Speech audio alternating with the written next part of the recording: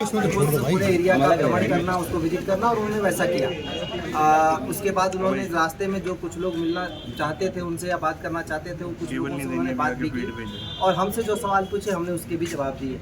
उन्होंने जो घटना थी जिस जगह पे खास तौर पे सबसे ज़्यादा उपद्रव हुआ था उस एरिया को भी देखा और स्ट्रक्चर का भी भ्रमण किया। सर कितनी देर का इंस्पेक्शन रहा? हम देख रहे थे कि आपसे लगातार बात करते, डीआईजी सर से बात करते हैं। क्या कर रहे हो यार? कुछ रहा ओवरऑल आपने क्या कुछ दीप का थोड़ा बहुत अगर बता सके कितना? देखिए उसमें क्या है कि अब जो जांच आयोग है वो अपनी दिशा क्या तय करता है और किस उद्देश्य से करता है तो हमें नहीं पता।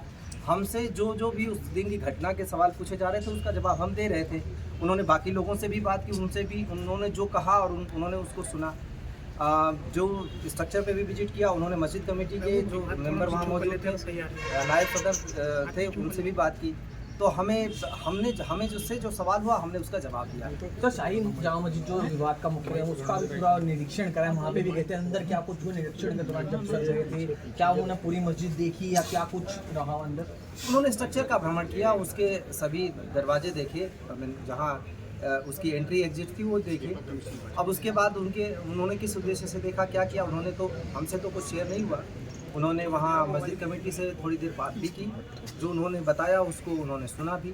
अब जो किस उद्देश्य से किया ये तो मैं नहीं कह सकता, पर उन्होंने सर सेंसिटिव मैटर है। नेक्स्ट विजिट कब होगी कमेटी की? दूसरा कितने अरेस्ट हुए और अभी क्या कितने अरेस्ट और होने हैं, क्या कुछ आप लोग कर रहे हैं? देखिए ये इसमें जो जांच आयोग का भ्रमण था जो हमें बताया गया वो सिर्फ घटनास्थल का विजिट करने के लिए था।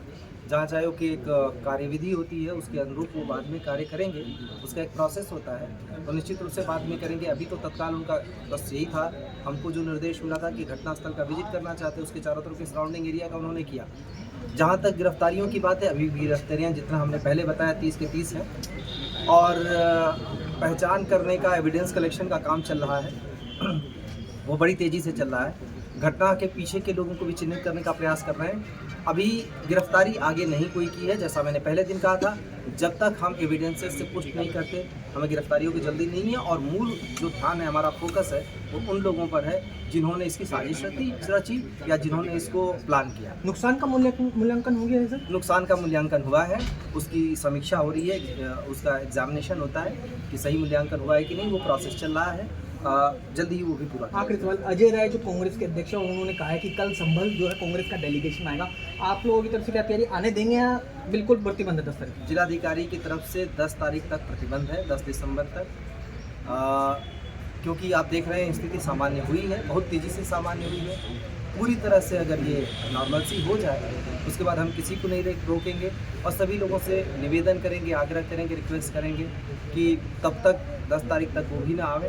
उसके बाद जब भी कोई चाहेगा समीक्षा करने के बाद कोई भी आना चाहता है, कोई इशू नहीं। कोर्ट में जो आपने अरेस्ट करें उन लोगों को पेश करें सर, क्या कुछ सारे सबूत वगैरह आप लोग साक्ष्य दिए हैं सर, क्या कुछ रहा उसमें? एग्जैक्टली मैं यही कह रहा हूँ कि जिन लोगों को गिरफ्तार किया है उनको कोर्ट में प्रोड्यूस कर रहे हैं और जब ज़रूरत होगी उनको रिमांड पर भी लेंगे।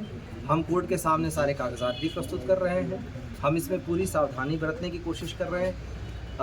उद्देश्य ये भी है कि कोई निर्दोष फंसने ना पावे। लोग वैसे तो पुलिस के पास आ रहे हैं, बहुत सारे लोगों का नाम लेके लोगों से सहयोग मिल रहा है, लेकिन हम इस बात और लोग बता रहे होंगे, हो सकता है सही बता रहे हों, पर हम फिर भी विजिलेंट हैं इस बारे में कि कहीं कोई किसी को गलत तरीके से नामित न कर दे, क्योंकि कई बार इसमें लोग मौके का फ़ायदा उठा के अपने जो राइवलरी है उसको भी निकालने की कोशिश करते हैं। ये अनुभव रहा है, इसलिए हम जो भी जानकारी मिल रही है उसको अन्य साक्ष्यों से पुष्ट जरूर कर रहे हैं।